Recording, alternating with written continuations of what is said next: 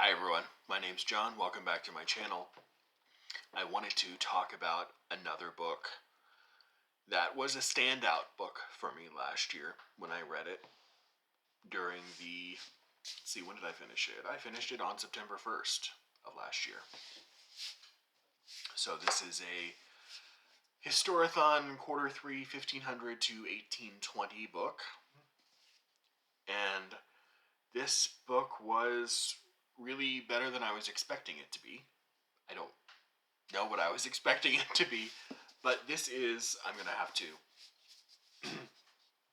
oh, that's good, the font is easy to read. This is by Andrew Pettegree, and this is Brand Luther, how an unheralded monk turned his small town into a center of publishing, made himself the most famous man in Europe, and started the Protestant Revolution. Long, unwieldy subtitles seem to be the taste du jour these days, so I won't really blame the author or Penguin Press for for the title. But this came out in 2016,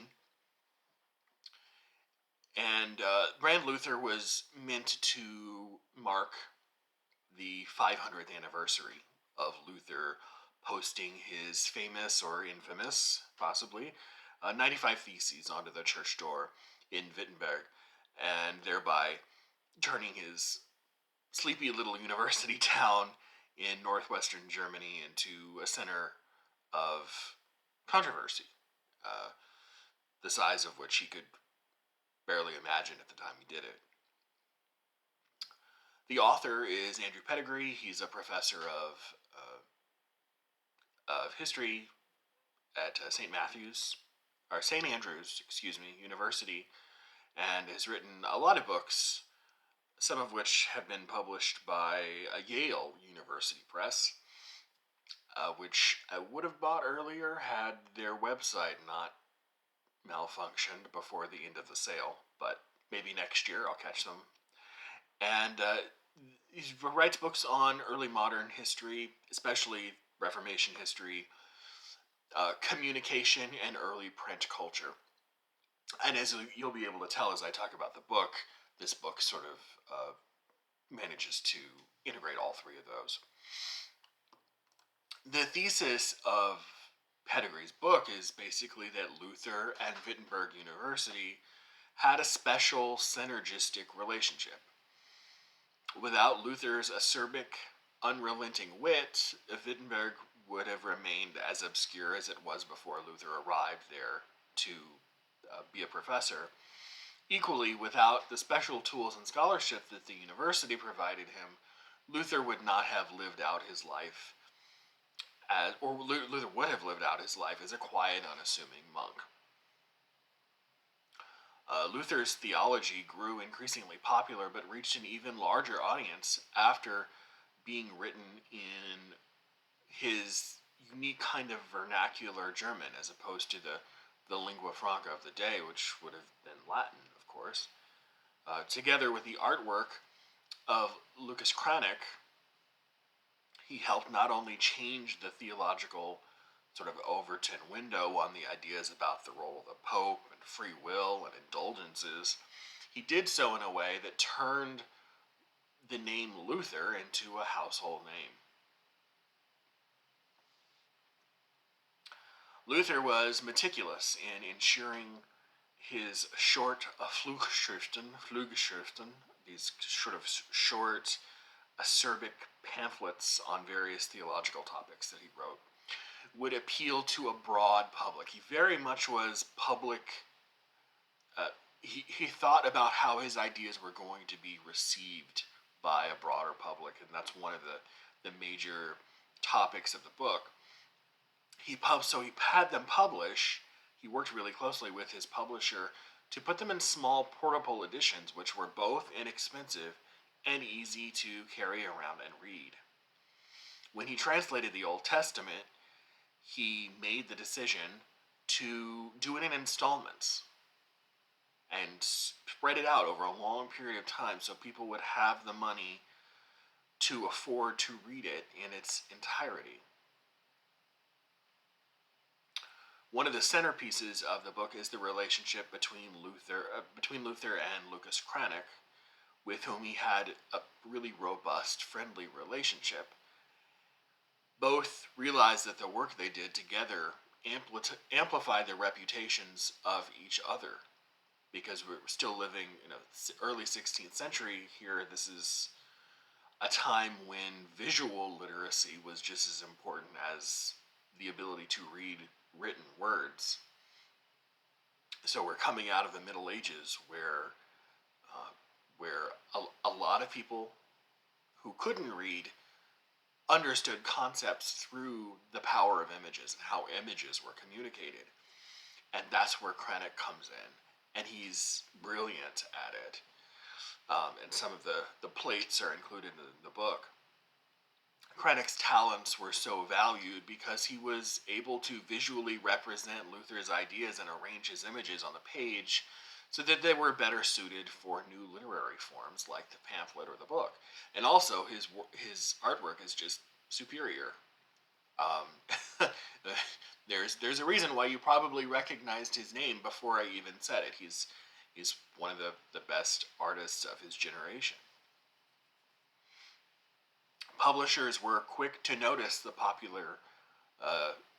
popularity of Luther's ideas, and they glommed on to that popularity. His publications almost single-handedly kept many of the printers in and around Wittenberg in business, thereby publicizing the often recondite subjects of theological debate.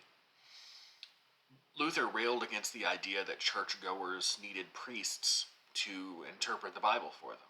He urged his followers to read the Bible for themselves, in their own language, not the language of the church, not Latin, in German, and let their own conscience be the arbiter of how it moved and affected them.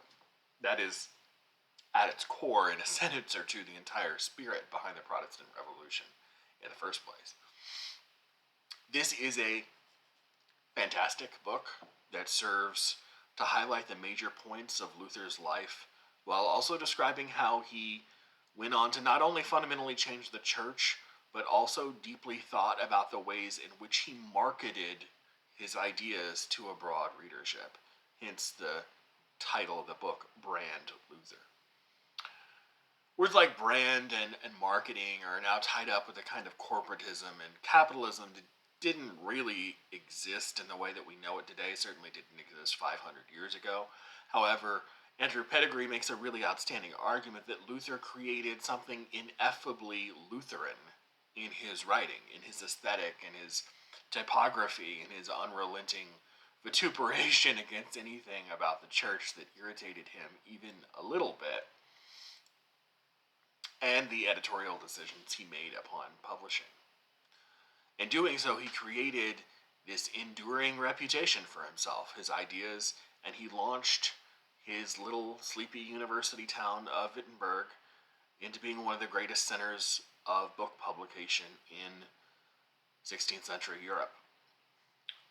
Brand Luther was combined with another book that I read partially about Luther called Fatal Discord by Michael Massey, which I will post a review of in the coming weeks, which was also brilliant. I read a lot of really great books last year, and I wanted to especially talk about the good ones. That together with this, Brand Luther together with Fatal Discord together comprised a really good sort of mini education on the core principles and ideas of what what Protestantism is all about. Of course, Fatal Discord is written as kind of a dual biography of not only Luther but also the sort of the humanist spectrum in Christianity in the 16th century, and that is most embodied, of course, by Erasmus. So you have this more strict theological strain of Luther, and you have this open, warmer, I guess, humanistic strain of Erasmus, but he does that really well. But that's another book which I will review and share on this channel in due time. But I wanted to talk about this one because I thought it was really, really quite good and short. I love books that can say something in 340 pages or so. Absolutely wonderful. Brand Luther. How an unheralded monk turned his small town into a center of publishing, made himself the most famous man in Europe, and started the Protestant Revolution.